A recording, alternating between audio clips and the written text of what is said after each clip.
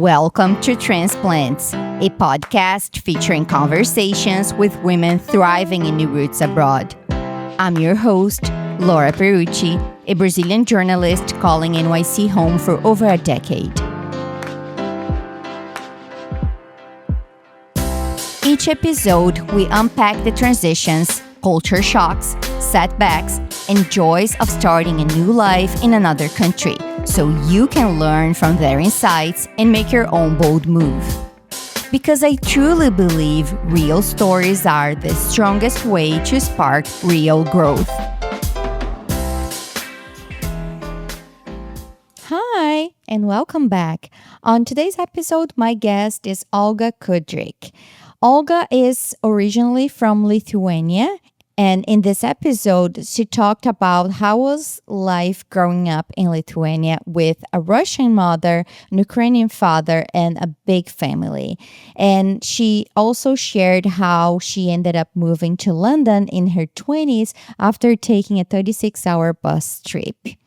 Olga shared more about her challenges living by herself in another country and how eventually she moved to New York City, a move that was not easy for her after having built a family and a home in London. And beyond all that, we also talked about motherhood. And after we wrapped our conversation, I realized that Olga's story is about not having everything figured out, but staying open in the process. So let's hear Olga's transplant story. Hi, Olga. Thank you so much for being here and welcome to the show. Hi, Laura. Thank you for having me. I'm very excited. Let's get this thing started. I know you're born in Lithuania and you have a Ukrainian dad and a Russian mom. Yep. That's like a rich mix. So I'm curious to know, how would you describe your childhood and the cultural context in Eastern Europe? And what are the strongest memories of growing up in Lithuania? It's a very good question. I think because when I was born, it was still part of USSR, right? Lithuania. So that's why I always, whenever someone asks me, where you're from, I say I'm from Lithuania, but I consider myself Russian because we spoke Russian. That's my first language. Everywhere was surrounded by Russian. So my school was Russian. My friends were Russian, like Russian speaking. The childhood was very different from what childhood my daughter has now. It's very outdoorsy.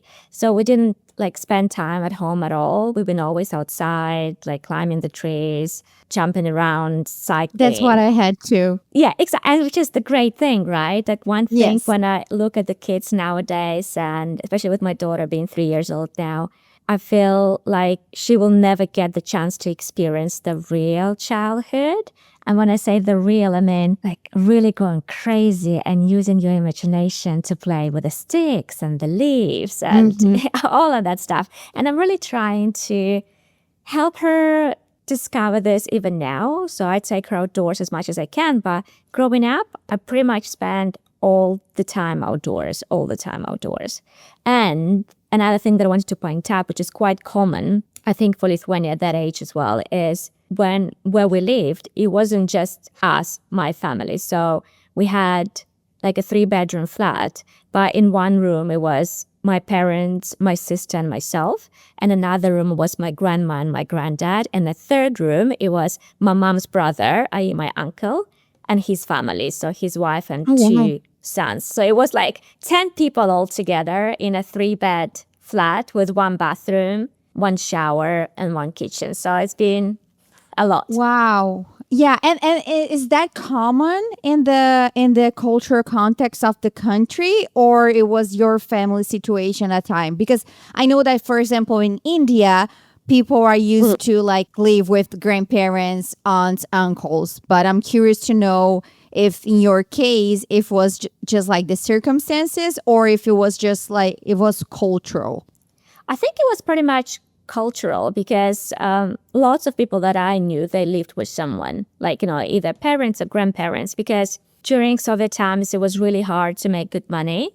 So you couldn't even afford to go and buy something. So people tend to live in places, whatever the name is common flats where you might even have, let's say, just like an apartment, you have your own room, but then you only have one shared bathroom across the whole floor or one shared kitchen across the whole floor in the building.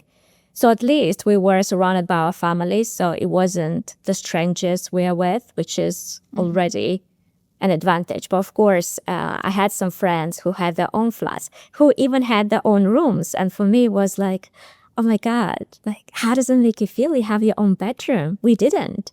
We were in the same room with my parents, and we had a dog and we had a parrot. So it was like a lot in a small room. Yeah, yeah. I bet you have a lot of stories and memories from that time. Oh, yeah, yeah. And it's so interesting that you mentioned that that you're born in Lithuania, but it was like Russia at the time, and you consider yourself Russia, because I was actually gonna ask you when someone asks you like where you're from, how do you answer, but you already told me that. That's a very interesting.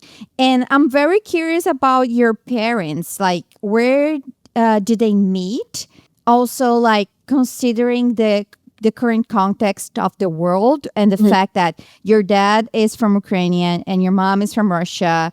And have you ever noticed differences between their countries, like showing up in their relationship or in how you grew up, and if that had some impact on you? Yeah, so my parents met in Ukraine, actually. I think my mom visited because she has some relatives as well. Because again, it used to be like one whole thing, right? Almost like EU, people could travel everywhere. And so my parents met in Ukraine, and then they kind of, I think, fell in love. Then my dad went to army for 2 years, then he came back. So, it's kind of their little love story. To answer the question about the differences, and it also kind of ties in with why I always say I'm Russian. To me, Ukraine, Lithuania, just because where I was born, but especially Ukraine and Russia, I always considered it to be just a one whole thing. So of course, for us, when the war started, it was such a sensitive topic because I consider myself being Russian. However, I have so many relatives in Ukraine, right? And in fact, my aunt, so my dad's sister and her family, a couple of years back when it was all going really badly, they were like in the basement for 7 days with no food, just a bit of water. It was horrible. It was horrible. And the stories they told me, it's almost like a brother is fighting with a brother, because I always thought we were one. It is a very weird situation, and I hope it's going to be over and done with soon, because I still have family there, and they're still going through some tough things, and they still speak Russian, even though the Russian is their first language. But when I was growing up, I haven't seen any difference, because we were like, we're the same, like Russian or Ukrainian, it was the same thing. It's interesting to hear point of view of someone like that grew up there, because things are so black and white today, and I guess sometimes people forget about real people that are living there and suffering from all these conflicts, right? We see today like that traditional media often puts certain countries in the spotlight. Like the U.S. culture is promoted everywhere. And I can speak for myself. Like I grew up with a lot of influence from the States in Brazil. And when people think of Europe, my guess is that they usually think about France, Italy, Spain. And we don't hear much about Eastern Europe. And sometimes there are even like some stigmas around it. So what do you wish people understood better about, I was going to ask Lithuania, but Russia and Eastern Europe in general? And if there are misconceptions about the Eastern Europe identity that you often hear? It is another very good question, because most likely every time I hear some concept is always true, right? It's always true. Like for instance, my husband is actually Italian.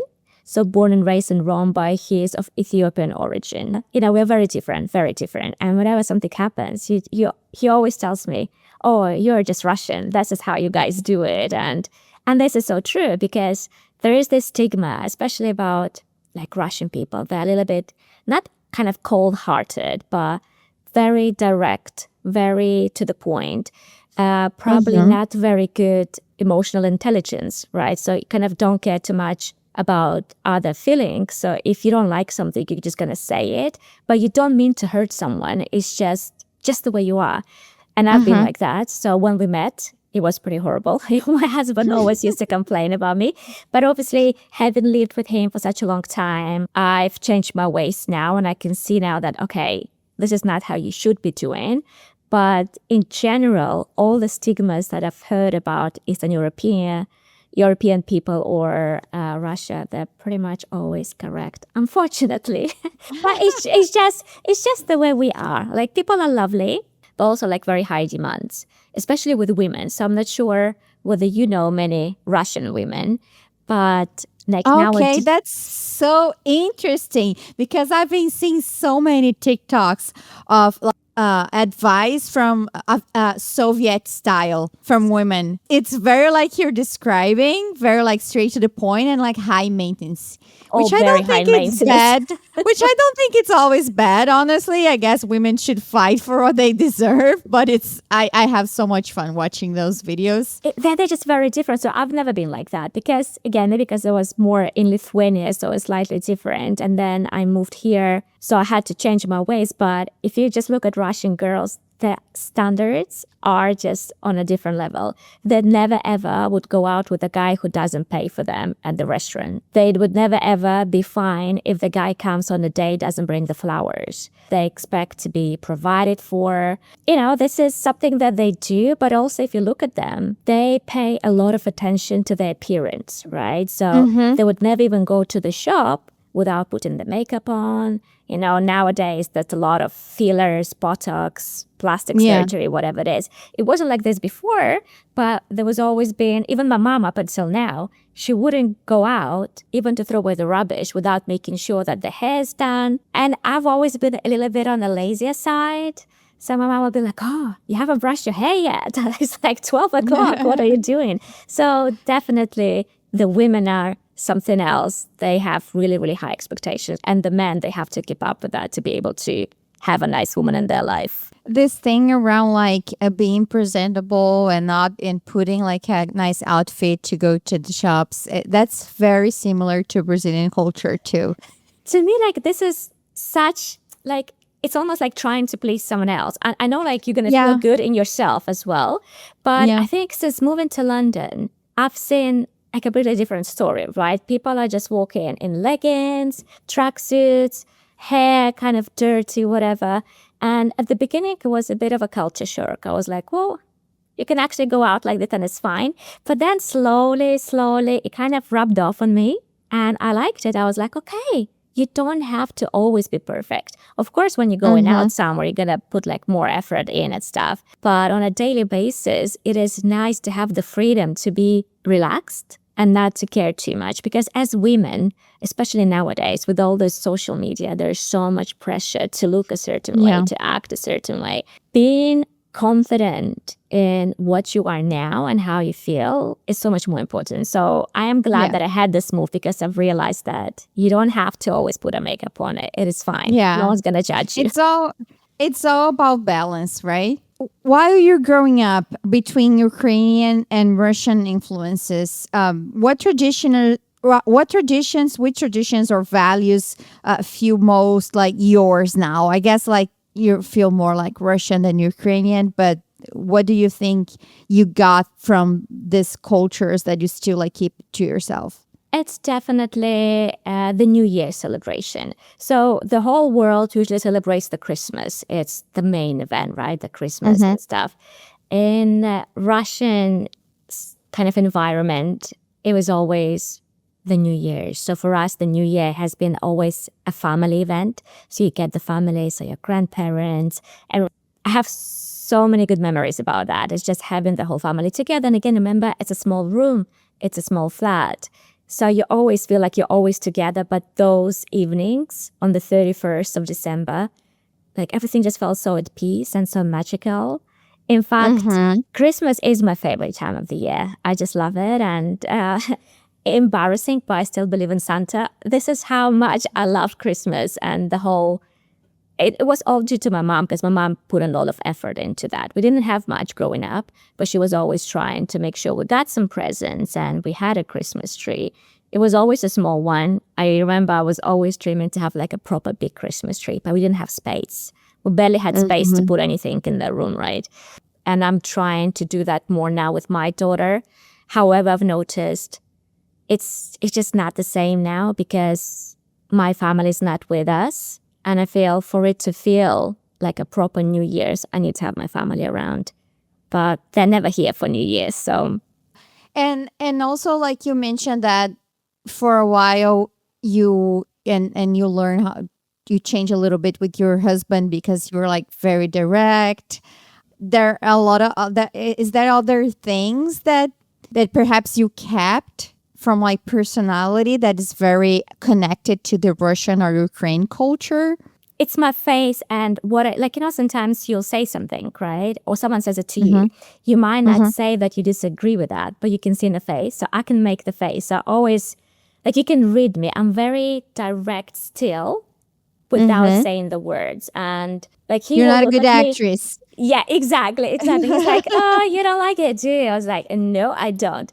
I would still tell everyone whatever I think. So I never, again, comes from this being direct part. I never try to play any mind games. So, like sometimes, especially at the work environment, you need to know what to say to whom.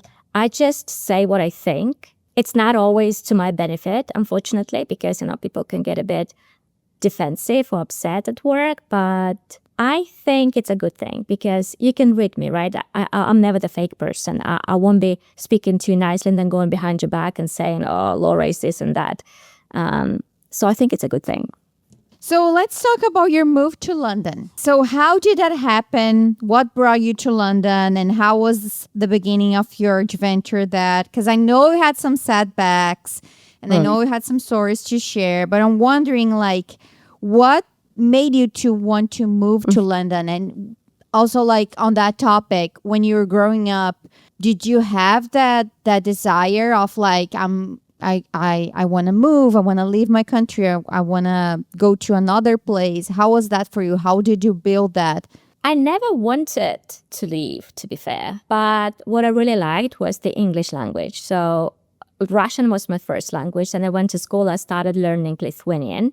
And then I started learning English and I really, really liked it. So when I finished my school, I went to college. I did some business management course. I started working at a call center where we spoke in English. So we had like UK customers calling, how usually they outsource to India, but we were the outsourced too. So I worked there for a year probably and I really enjoyed it. I enjoyed speaking English and it was fun.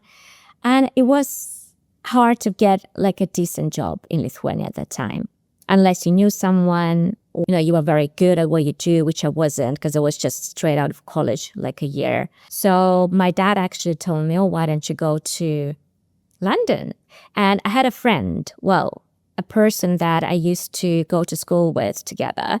And he had moved there a few years before. And he told me, like, yeah, why don't you come? You can stay with us. And my girlfriend, she works at H&M. I'm sure she can get you a job there.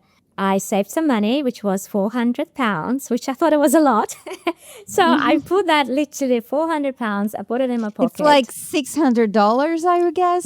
Yeah. So it's not much, but I was so delulu. I was like, I'll make it work. So I put that. I took one suitcase and I took a bus because the plane was a bit expensive. Yeah, I took a bus, which took how long? 36 hours. Jesus Christ. I know. I should have just flown. I was like, I'll take a bus. And I was really scared. I was so scared. I still remember the picture of me sitting in a bus and my parents and my sister standing outside, like, waving at me. And I was like, what am I doing? If I'm honest, I had a mobile phone, but there was no data at that point. I think it was mostly just like, to call and text. But you couldn't even like WhatsApp and say, oh, this is what I'm doing. But I went and my friend met me there and they took me into the house, which was nice because they were flat sharing. So there was a 2-bed flat. So it was them and another couple. So they put me kind of to sleep or like settle me in the kitchen in the kitchen on the floor on a mattress, which is fine, better than nowhere. But literally my head was next to the washing machine. And for whatever reason, this other couple that was living there, the woman or the girl over there, did not like me. I don't know why. Maybe because I was, taking some space or something. Every night, she would come home when I was sleeping and she would switch on the washing machine every single night. And That's I so just tried mean. I know. I was like, why would you do that? But, I spent maybe like a week or two. I finally got a job. So his girlfriend did help me get a job at H&M. And I think I got a job. I haven't even got paid yet. So my money was running low. As you can imagine, 400 is not going to last forever. So one day I come home and my friend tells me, oh, we want you to move tonight. And they packed my suitcase. Tonight? Oh my God. They packed my suitcase. Can you believe that? So I'm looking and my suitcase is packed. And but where do I go? I have no money. I don't know where to go. And I was asking him, can you please maybe just give me 200, 300, and I'll give you back once I get my first salary because, you don't get paid yet. He's like, oh no, I can't do that. They let me stay that night on the floor still in the kitchen. And I remember I was laying there. I was crying my eyes out and I don't have anyone. Like, I don't have anyone. I don't know anyone. I've only been here for a few weeks. And I call my parents. They managed to find someone who was like an old friend of my dad's, who moved somewhere outside London years ago. So this man the next morning came, brought me money, and he helped me find like an apartment, again, like a flat share. So I moved. I was so disappointed. I was so disappointed with the way it went because it was so scary. I was on my own. There was no one else. And the only person that I knew, my friend. Was this person that invited you to come? Yes. And never explained why. It was very strange, and I haven't spoken to this person ever since. I've met him once, years after, like randomly we bumped into each other. He didn't even say anything. We kind of made a very casual little chat. Up until this moment, I'm like, wow, like that wasn't nice. And how old were you at that time? I think like 23, 21 Oh or my 23, God, something so- like that. so young. So yeah, So and young. I'm also very petite, so I'm very short, and I'm like, how am I gonna do this? And I move in then into an apartment, and there's another man. So again, flat sharing with a Lithuanian man. No, so he was nice enough, so that was fine. But then that apartment, the owner had to sell it or whatever, so we had to move out again. Again, I don't have much money because also interesting thing. Even though I wasn't earning enough, every time I'd get money, I would send something to my parents. Like the whole idea of me going to London was to be able to help my parents and support them in some way. So I would still send like a £200, £100, whatever I could afford, but I'll still send it to them. So when I had to move for the second time or third time, I found this studio apartment in not a very nice area in London, just because you didn't have to pay the deposit. So every week, this guy would come in and he would take the money. It's like a Victorian house, maybe over 4 floors. And I was the only person there. So I was always very, very scared. Remember, again, no laptop. The phone that I can't use, even the internet, is just, nothing to do. This man, so that was an Indian guy, an older, maybe in his 50s. He would come in sometimes at 11 o'clock at night into the apartment and say that, oh, I'm waiting for the builders, like some random stuff. And he had some very weird intentions. And in fact, one day, it's like a bit of a sad thing, but that's what happens, I guess, to us women, especially when we are trying to move different countries and we don't have anyone. I remember the day he came and it was like 11 o'clock again, and he just comes in and it's a studio, so it's just like a bed and the kitchen together. I'm trying to get him out of there. And I say, oh, like my back is hurting. I need to go to work tomorrow. You need to leave now. Pretending that I have a boyfriend. I was like, oh, my boyfriend is going to come. All the stories I'm making up just to get this guy out. And he just kind of, oh, your back is hurting. Let me massage it for you. And he pushes me on the bed and he starts touching me. Oh my God, I was so scared. Thankfully, he walked away eventually. But Laura, I swear, like when he left, I locked the doors and I cried. I was so scared, and I only stayed there for probably a month. That was probably like the lowest mentally stage I was in my life, as well as financially. I was paying a lot for the flat. some days I literally had nothing to eat, like nothing. I would go to work and, everyone is having lunch downstairs in the staff room and I'll be just sitting there. And a friend of mine, she's like, why not eat it? I was like, yeah, I don't want. She's like, let me get your sandwich. So she would go and buy that sandwich and stuff. Or I would buy, the frozen chips, fries, whatever you call them here, right? So I'll buy those and I'll fry. They were like chunky ones, big ones. I'll fry like 3 because that's all I could afford because I had to ration, so I have up until the end of the week. It was bad. And then I finally left and I moved in with the girl from work. And from there, I felt like my life has started finally kind of going upwards a little bit. But the first 6 months have been pretty intense. I mean, women can never relax. Even when they're like inside their houses, they still have to worry about like landlords being like sexually aggressive and oh my God. And I know it's so bad sometimes when I think about it, right? Because now I'm so much older. I feel so sad. I was like, I just should have gone to the police. Police station was just downstairs. That's another thing. Like, it was in the same building, just downstairs. I should have gone. But again, I was on my own. I have no friends. I have no relatives. The only person that was my friend is no longer my friend. And I was so young and naive and just scared. But of course, should it happen now, I would have acted in a completely different way. Sometimes women, they call for help, they ask for help, and people doubt them. It's hard. It's hard really to be hard. a woman. It is hard. It's to hard be a to woman be for sure. in this world. Yeah, everywhere. I guess there's no place where you are like 100% safe. Oh, Jesus Christ. Yeah. So I was actually gonna ask you. So what brought you to London was you're literally like trying to have a better life and also help to support your parents. And at that point, you had this like free pass to live in London, like regarding like documents, visas. Because I know that today in England, UK is different, but I guess at that point it was all part of the European Union. Yeah, which was the reason why I went, because you didn't have to get a visa, you could get a job easily. Now it's slightly different, but before it was much easier. You had so many bad moments, especially like when you were getting started, right? It's so easy to get discouraged by things like that, which is like a lot, especially when you are in your 20s and you don't know anything, you don't know any person, and things start to get like so.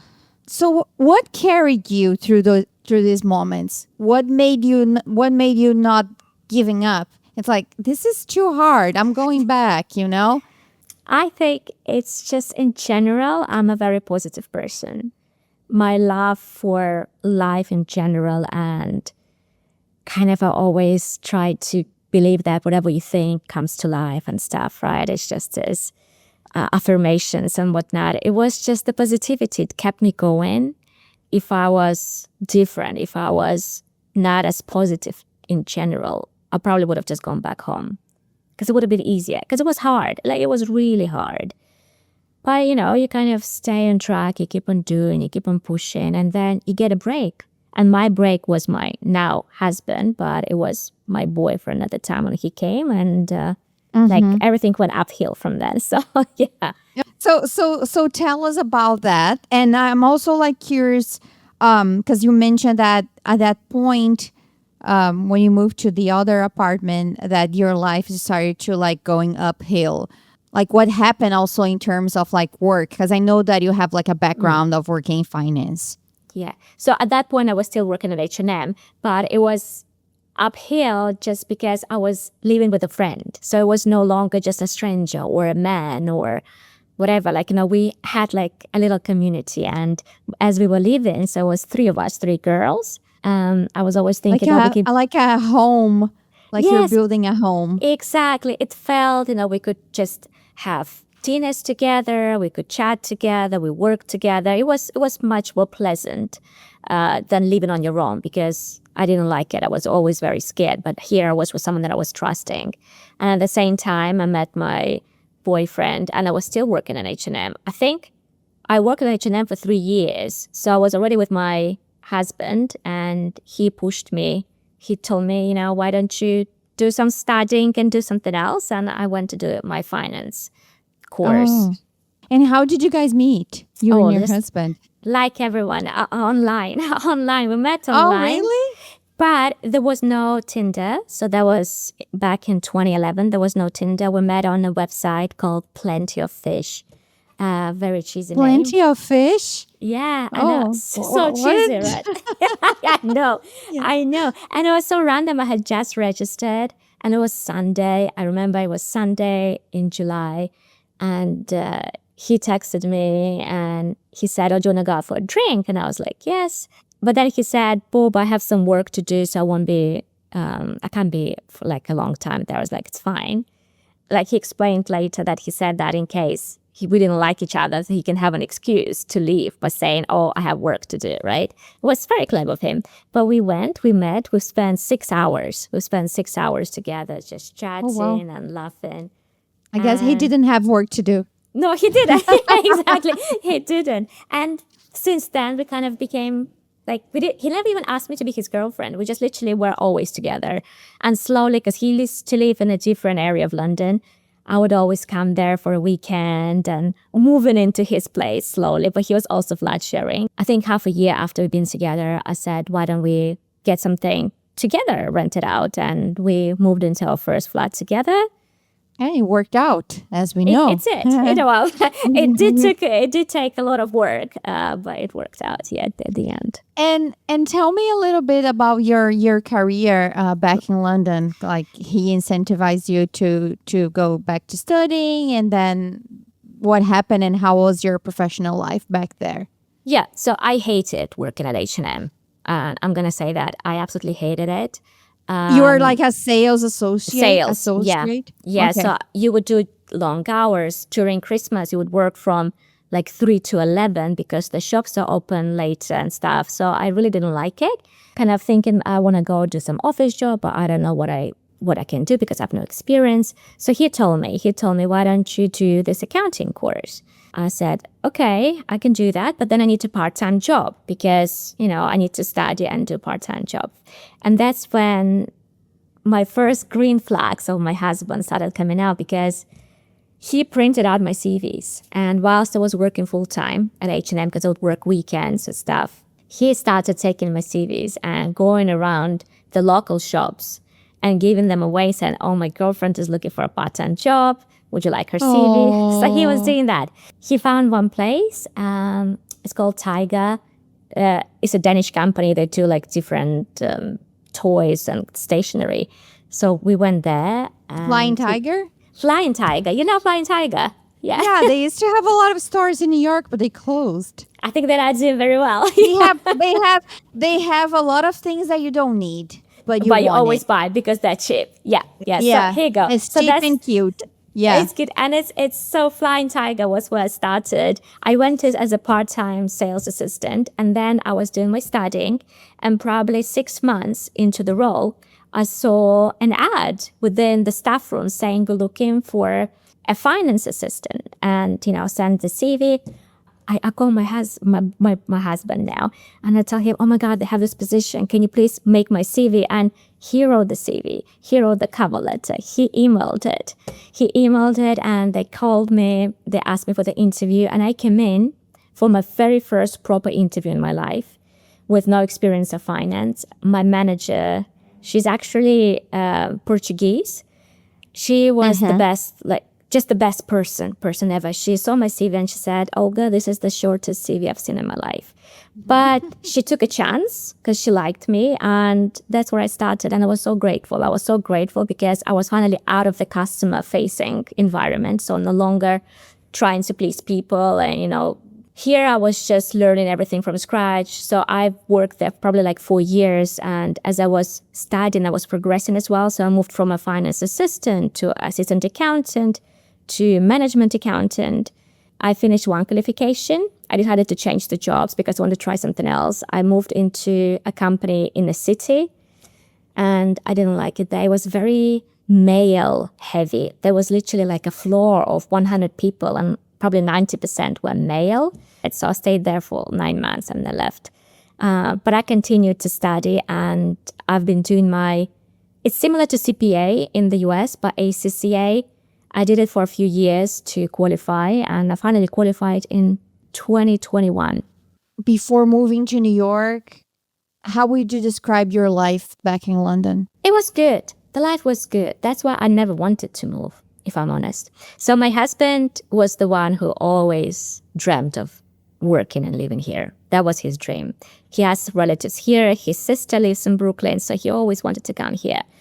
To me, I felt so settled in London. I had friends. I had him. So a couple of years after renting, we finally bought our first flat. We got married in 2019, and then in 2020, we sold the flat and got our first house. Our first house, and it was a big thing. It's during pandemic, during the lockdown. It was crazy. I felt so happy because we had our place, and the place was beautiful, and we did a lot of works in this place. So I didn't want to leave. I was happy. You had your family nearby in some Yes. way, right? Because having your family in the same continent is different than having an ocean between. Would you say that London was home more Yeah. than Lithuania?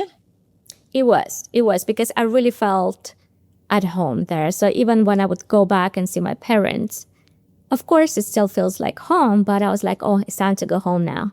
So to London. But it was nice, the fact that you said that it was within the same continent. It was so much easier because my parents, they could come and see us. I would go more oftenly. My sister, she lives in Amsterdam, so she would just fly sometimes, even just for the weekend, because like an hour flight. But like you mentioned, you're not feeling like moving to another country and like a country on the other side of the ocean. I want to know, like, how was the process for you, like, to accept this move? What were your fears and what made you accept the change? Because at some point, you did it. Because I had a child, right? So we had our daughter. I took a year off. Then I went back to work for 6 months. So I was financial controller for this company. So I was the first, like the only person. I led the audit. When I came back to work, I was really struggling to balance work and my daughter. She was going to daycare, but nevertheless, it's always tidying, it's cooking, she's sick, this and that. So I decided to take a break. So I took a break last March. And then around the same time, my husband came to me and he said, what if I ask my manager whether I can be transferred from London to New York? I wasn't excited about it, but I was like, okay. Primarily because his team is in the States and he's in London. So he would always work really late due to the time difference. He'd come home 10 o'clock, 9 o'clock. So he didn't even spend any time with me or our daughter. So he told me he was going to ask. I was like, okay, you can ask. It doesn't hurt. I didn't think they're going to say yes. They said yes. I was very scared. I was very anxious. If it wasn't for my therapy, so I've been in therapy for over 10 years now and I still continue. I don't think I could have gone through this transition because my main concern was my daughter. So growing up in Lithuania and being in London, things that I've heard about the States in general. And I was worried about the safety, like the personal safety, right? We don't have guns, in London. I mean, like some random person may have, but like usually people don't have those, right? And when I'd hear about the school shootings, like when the police brutality and like Black Lives Matter and all the stuff with my husband being Black, with my daughter being mixed race, that was such a big fear of mine. My husband, however, he was like, oh, but we're in New York. It's going to be fine. Don't you worry. So, he was much more relaxed about it. What made me move, it was the fact that I realized one thing. So he was 39 at that age last year, right? And it was always his dream. Who am I to stop him from trying? Because one thing I didn't want to happen is, let's say when we're 70 and we're sitting together in the evening and he tells me, oh, I wished we moved and you never let us. So I said, okay, let's try. It was very emotional. And probably the most emotional part was selling the house that we've built. Like, we did some works and we've done it for our daughter. So that was the hardest part. So like a piece of you? Oh, it totally. It felt like physical? I don't even know how to explain because that house, besides us making some major works to accommodate, like we did some loft conversion, but also, for instance, in my daughter's bedroom, so my parents came and my dad painted the room. My dad and I, we put the stickers on. My dad and my mom, they bought her a swing. So we put the massive, like huge wooden swing in the garden. It just felt that it was a part of everyone, of my family in this house. And when we had to sell, I was very upset. I was very upset. I was very sad. The only thing that helped is that the house was sold to a family that I really like. And there wasn't the family who was the first buy. So they came to view the house and I loved them. They had a little girl. Like Oh. I think she was like 3 months old, maybe, or 4 months old at this time when they came to view it. And I loved them. And I could see how much they loved the house. They needed to sell theirs first, right? And we needed the money ASAP because obviously we have a mortgage there. So my husband decided to sell it to another couple. And it was a disaster. Like the whole process was a disaster. They weren't really nice. They tried to, like drop the price down and after a few months. So we're like townhouses, right? I get a knock on the door and someone comes in and says, "Oh, hi. Oh, I wonder if you remember us." And I'm like, I have really bad memory. And I was like, "Who are you guys?" And they're like, "Oh, we came back in November to see your house and we really liked it." So that family who really liked our house and wanted to buy it, they moved just next door renting whilst they were looking for another place because Oh. they were managing, like they were trying to sell their flat. So we exchanged the contact details. So back in July, I kept on updating them and I said, "Oh, guys, how is your flat sale?" And they're like, "We finally sold." So we decided to pull out from the sale that was almost over with these buyers that I didn't like and sell the house to the family that I felt were so connected to. And that was like, again, I feel like everything happens for a reason. So that made me happy. Yeah.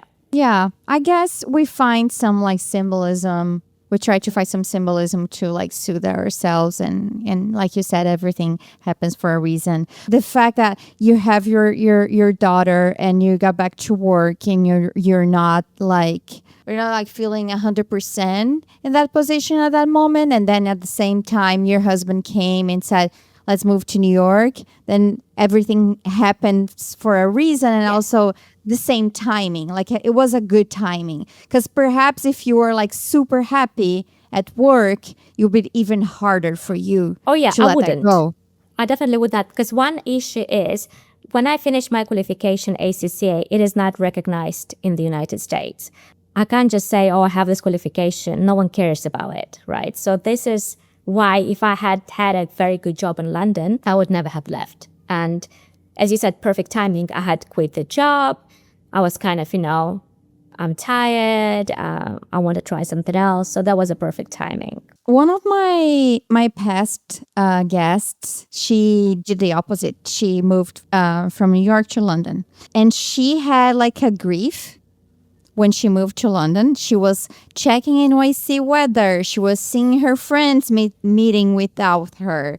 I'm curious to know if you felt some kind of like grief for London once you moved to New York. The first probably months, that was the hardest. That's where I just kept on. But it was, again, not London, it was the house. Because before we left, I took the video of, like, literally, I went throughout the whole house from the third floor down and I took a video.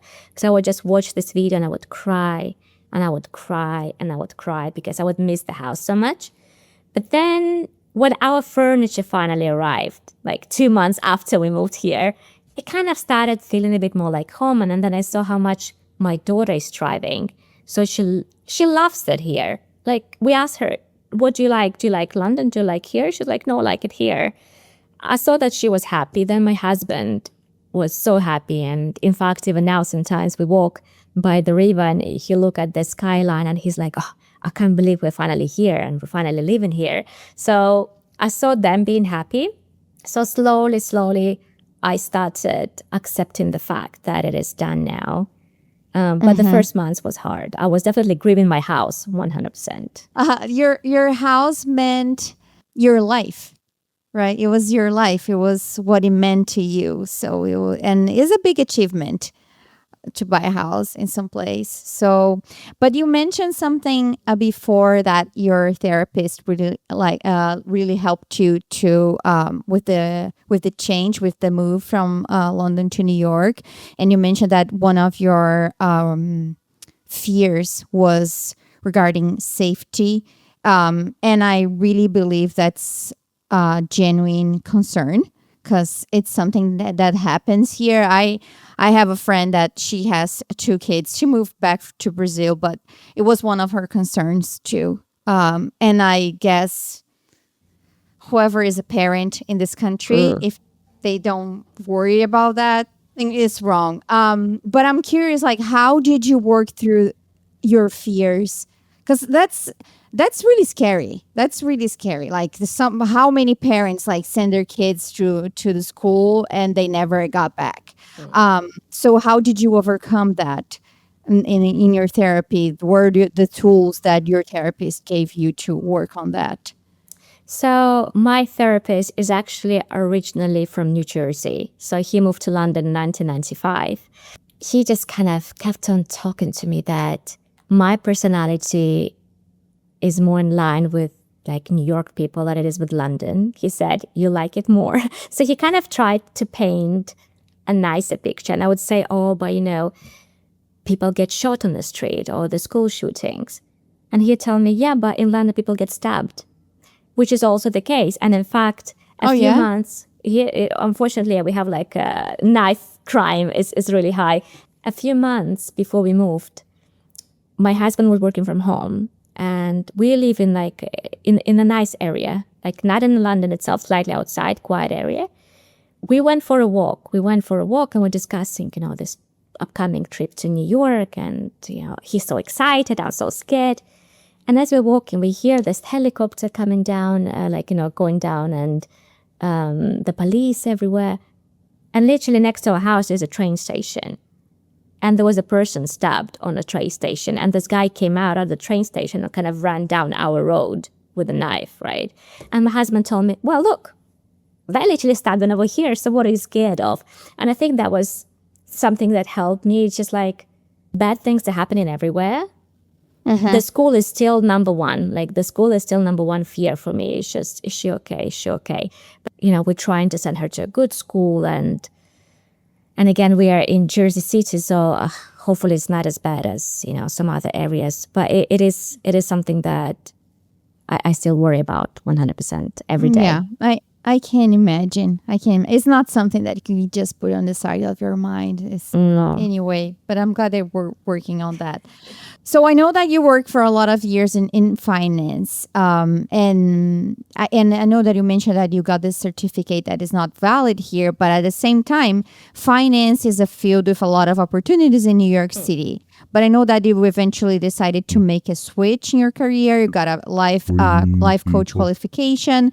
So what is the moment when you realized that you needed to pivot, and why? And did you feel hesitant about giving up, like quote unquote, giving up on this promising field and career? Because some people are like, oh my God, but I dedicated so many years of my life to this field, and now I'd have to change and starting over. For some people, it's very scary to go through that.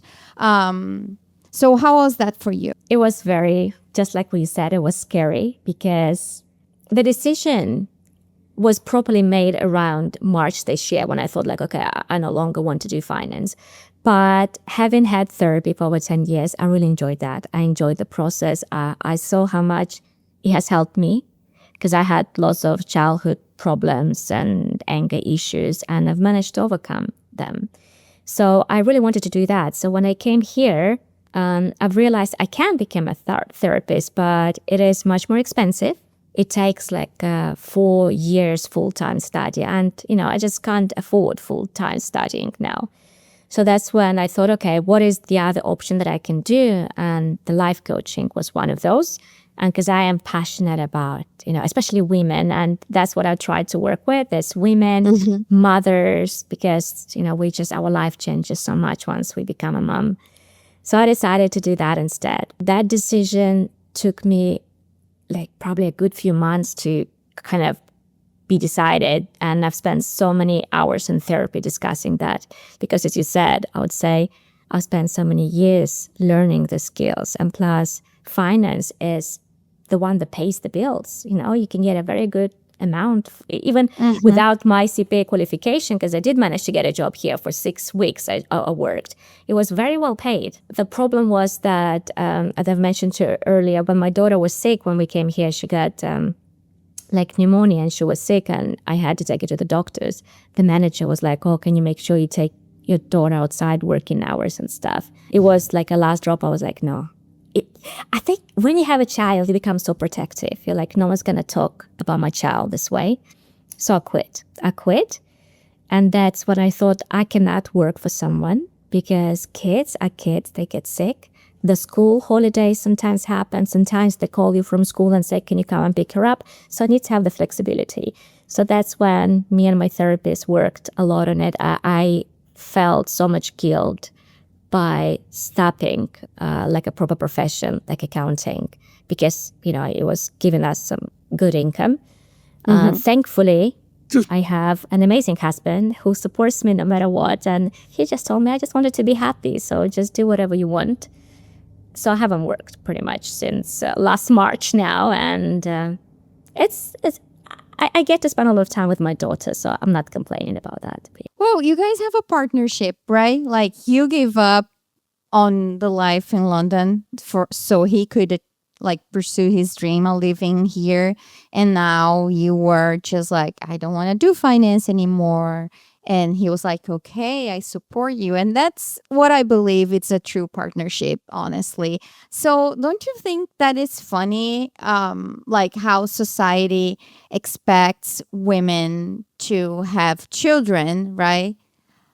Have kids. And once you have kids, especially in the US, because I guess in Europe it's slightly different. You have a little bit more support.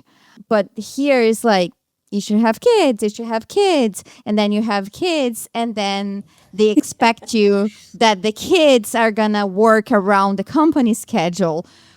It's pretty like unfair with women, I think. Because there's these expectations that you should be a mom. But once you are a mom, like society is not there to support you. It's really messed up that you had that experience, because if you had like a good experience, maybe you could continue to work if it was your choice, right? Yeah, no, totally. Like, especially here, as you mentioned. In London, we have a year off, and my previous company, they were the best company I worked for. They were so understanding, and no one told you have to work from 9 to 5. You just, because no one understands you have to go and pick up the child from school and stuff, so you can do that. But here, it was just, it's a doctor's appointment. I'm going to take it whenever it is available, right? I'm not going to say, I cannot do this week and I do it next week because I have to do it after the working hours. So I'm not impressed with that. And hearing about the mat leaves, how short the mat leave is over here, it's just crazy. I just don't understand how mothers actually are managing over here. But speaking of the life coach thing, and you mentioned that you always loved therapy, psychology, and you went through and you are going through kind of this process of like finding yourself again. As a coach, what tool or question or affirmation are you using on yourself right now? Oh, it's definitely an affirmation. I am enough. Every single day I am enough, because it's something that my therapist has been trying to install in me for so many years. Again, it all comes with the pressure, society pressure from every single corner you go, right? And even when you move to a different country, you're kind of trying to establish yourself. You start from scratch pretty much. And you're almost 40. It's not easy. It's not easy because you had your whole life sorted back in a different country. But saying to yourself, I am enough, is all that matters, because whatever anyone else thinks, it really doesn't matter. It's how you feel about yourself at the end of the day. We are told for so much time that your worth is connected to the work, right? Yeah. And then when you don't have that figured out, you feel like a failure, right? And I guess when you are a mom, you also have that heavy feeling, that guilty feeling as well. So that's a lot. I used to work so much. I used to work and I always had this dream. I'm going to be a CFO. I'm going to work hard. Then I have this baby. We move the country. Everything changes. One thing that has helped me is to find a different purpose. So besides life coaching, recently I'm trying to bring a community of moms and like mothers, women together. I know that I'm not the only one going through all of this stuff where you feel that you've lost your identity after having kids, especially if you're an expat in the building. Like we live, we have so many moms who are, just trying to find themselves. So I'm trying to do that. And I speak to different moms. And when I reach out to them, they're so happy to be answering questions. And they're like, oh, I have the same issue. I've been going through the same, which is great. So this has been a newfound passion of mine. And I am hoping somehow I can make it my future and like literally tie my career with that as well. And again, I could not have done it without my husband, because at least he lets me literally do whatever makes me happy. And he sees that every time I come from meeting those women, I come back and I have like my energy changes. I'm so happy. I'm so positive. I mean, he has his limits. One day I came to him and I was like, maybe I can do an acting course. He's like, okay, slow down a little bit, because I try to go everywhere now. But maybe that's gonna be my next venture, to do some acting. Yeah. Who knows? Why not?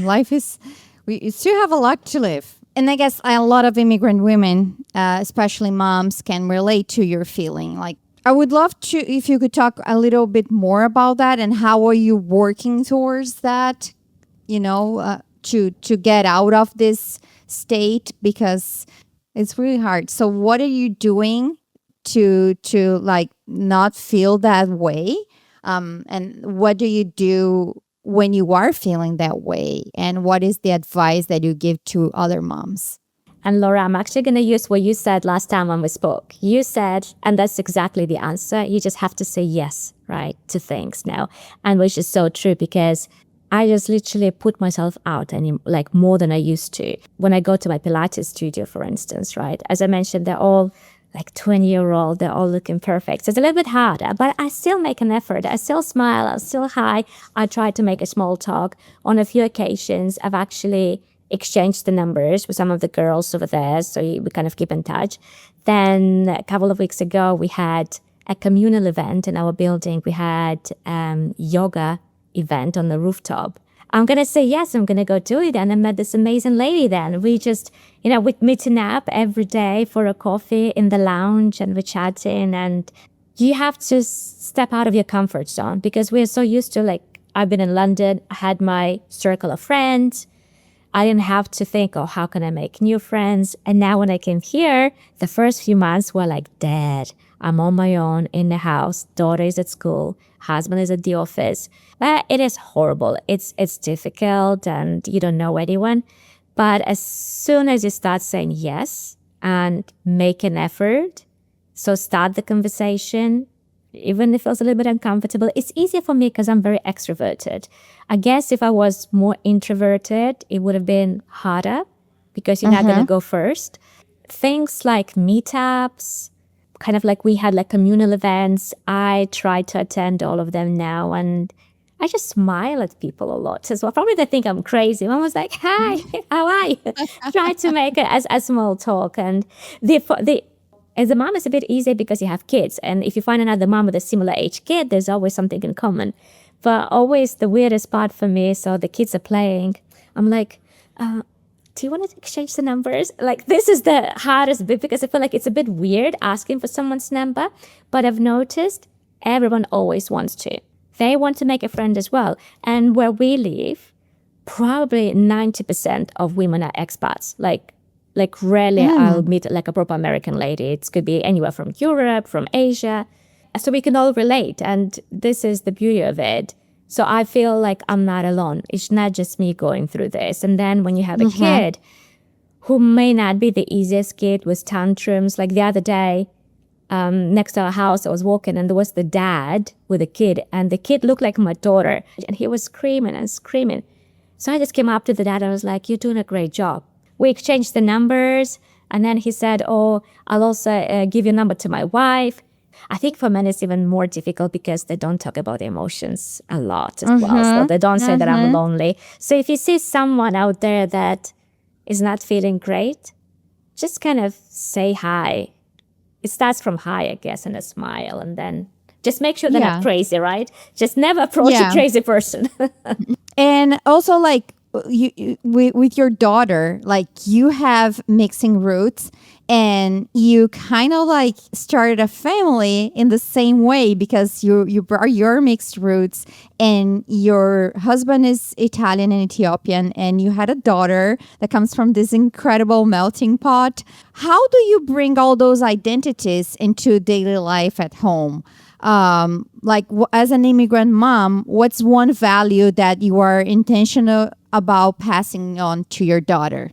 Prior to her turning maybe 2 years old, I would have given you a good answer. We have a very strong-willed daughter, right? And I feel that there is nothing we can try and teach her, because it's only the way she wants it to be done. I had some ideas, so I was trying to teach her, to speak Russian and stuff.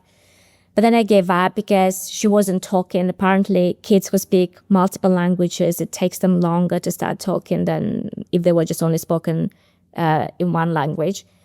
So now when I try to teach her, she's like, "Mama, don't speak to me in Russian. I don't like." She's very sassy. She's hilarious. I guess she's very Russian. She's very Russian. And my husband says, like, she's just like you. It's like, she's just like you. But she'll literally tell you what she thinks. So that's, like, even though we're all so different, and I'd like her to learn more about Russian traditions or Ethiopian traditions.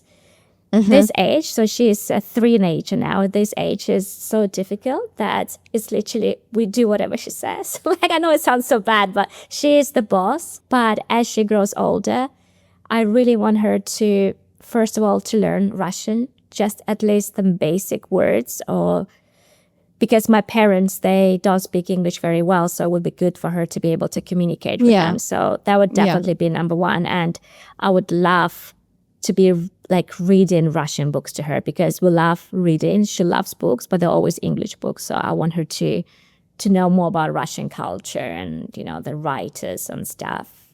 She will be high maintenance, I can tell you that, because it's so funny. On the weekends, we ask her, what would you like to do today? She's 3, right? She's going to look at you and say, "Mama, can we maybe go to a nice restaurant today?" I was like, "Oh, wow." Yeah, she loves to go out and eat. Yeah, See, so. she's Russian. She's high maintenance.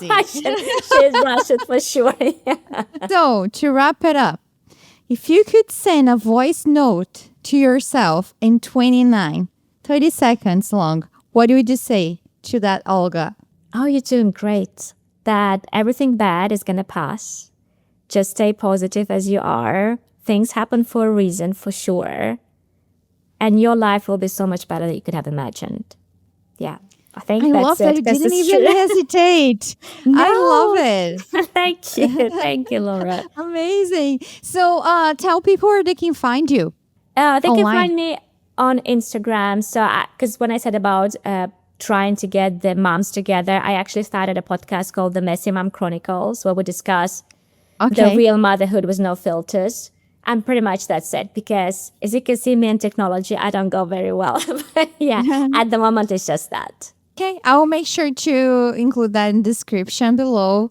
And thank you so much for thank your you. It was so time, for sharing your nice. story. Yeah, so many great stories. I love to hear more about it. It was amazing. Thank you. And thank you, Laura, for actually doing that, because I was listening earlier today. It's like, as we've said, like, it's so hard being a woman and woman moving, and you never feel safe. You always feel scared and whatever. And to know that women are so much more powerful than we think, and we can achieve so much more, especially if we stand together. So you're doing a great job. So thank you so much for that. It's been such a pleasure. Thank you.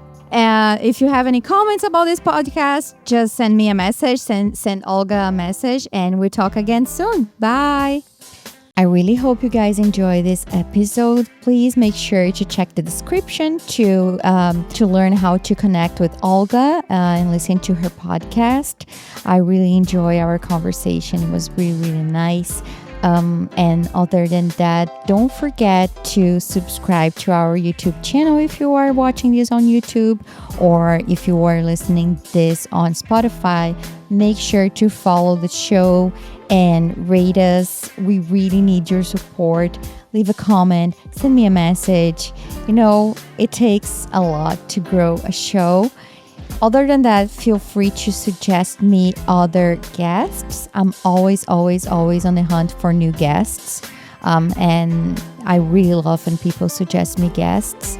And other than that, I guess that's all for today. Thank you so much for being here. And until next time, bye.